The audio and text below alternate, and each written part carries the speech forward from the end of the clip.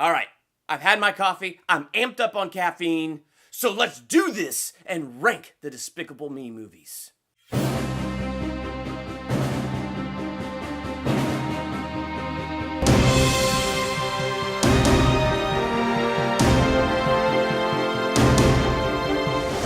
Welcome to Durbania, I'm Durbin, and this is my ranking video for all 4 of the Despicable Me movies. Just saw Despicable Me 3, so now I'm ready to come up with a ranking list of where all these movies fall from my least favorite to my favorite. So here we go. Coming in for me at number 4 is Minions. It's not that this was a terrible movie, but here's what the Minions are to me. They're salt, and when you put salt on a meal, it makes the meal better. And so when you look at Despicable Me 1 through 3, they are the salt that makes the movies better, and I do enjoy them. They are fun side characters. They got fun, zany stories. I like the little Minion shorts like that come out on the Blu-rays and things like that. Like, those are great. But when it came out as the Minions movie, it kind of felt like the lid went off my salt shaker, and now there's way too much salt on my food. I've only seen it once. I saw it when it first came out, and I haven't had any desire to own it or any desire to see it again. Again, not that I hated it. It does have great moments. It was too much Minions. And when I went and saw this movie, I saw it with my brother-in-law, my 2 nephews. And at that time, my oldest nephew was 6, the other one was 4. And the one that was 4 loved it. The one that was 6, my brother-in-law asked him, "What did you think of it?" And he said, "I didn't like it that much. The Minions were all bad and they didn't learn any good lessons."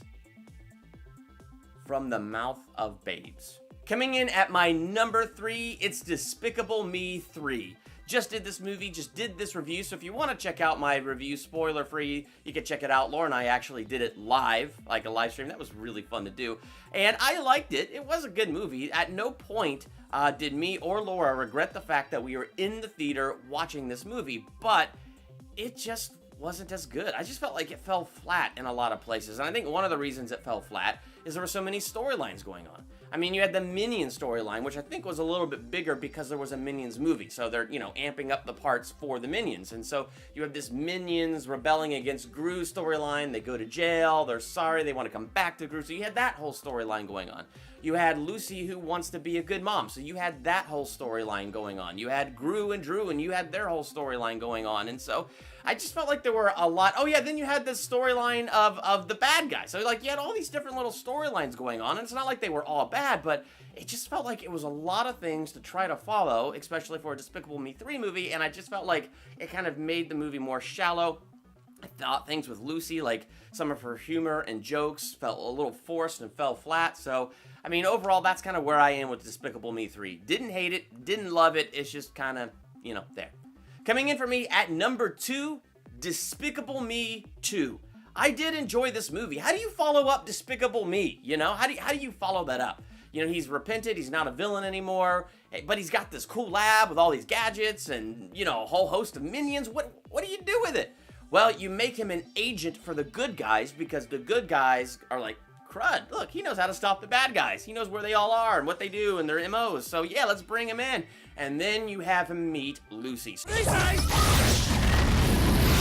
You really should announce your weapons after you fire them. For example, lipstick taser! So you introduce him to a love story. So now that he's adopted these 3 girls, love is in his heart. Now that he's kind of open to that, now you get to do this fun little love story where you build this chemistry between Gru and Lucy throughout the movie, between the girls and Lucy throughout the movie, and I thought that was like a really cool thing that they did. Plus, I thought this movie had a pretty okay villain, but I think one of my favorite things about this movie was the purple minions. Like, whenever they turn purple and wild, like Incredible Hulk minions, and they went from yellow to purple, like that was just, all that was fun for me. So I think Despicable Me 2 had a lot of really fun things, so I enjoyed that movie a lot. It's at my number 2. Which obviously leaves number 1, the original Despicable Me. I thought this was a great movie, and I think it's a great standalone movie. It didn't have to have the sequels. It was great as it was. It was a great story about Gru, who is a villain, who adopts these 3 kids. He doesn't care about them. He's adopting them so they can sell cookies to this other bad guy's house so he can break in and all that crazy stuff. And then, finds love. He adopts these girls. They really get into his heart. He finds that he really cares about them. So it's got that touching story. Yes, it's got a ton of fart jokes too. But the other thing that you can't beat with Despicable Me is the novelty of the Minions. I mean, this was the first time we were ever introduced to Minions, and you can't recreate that novelty. And I think that's the other thing that made the Minions such great characters, is because they were hilarious. This was our first time seeing them. This was our first time seeing them interact in any world, period. So, like, it was... I don't know, I already said it. You can't recreate that novelty. So when you would see those Minions and you would see their zany antics, it was just all perfect. And then Agnes is the one character I think I've consistently loved all 3 movies. She was an awesome character. The whole unicorn, so fluffy, I'm gonna die! It's so fluffy! It's great!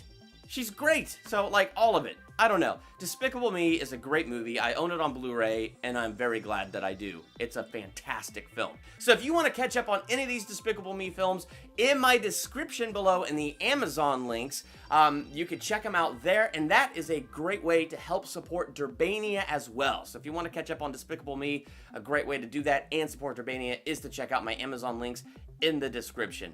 That said, while you're there, leave in the comments your ranking for the Despicable Me movies, and hit that subscribe button to become a Durbanian. Next to the subscribe button is that bell. Click that bell, that way you'll get notified the moment I drop more videos. Like Saturday, I'm excited about my theological analysis for Rise and Dawn of the Planet of the Apes, getting excited for War for the Planet of the Apes, so that's dropping Saturday afternoon, 3 p.m. Pacific, and we got Spider-Man Homecoming, so I'll be doing a live stream review of that, and I'm just so excited. I mean, lots of great things to look forward to. Hit that subscribe button. I'm Durbin. Thank you for checking out Durbania.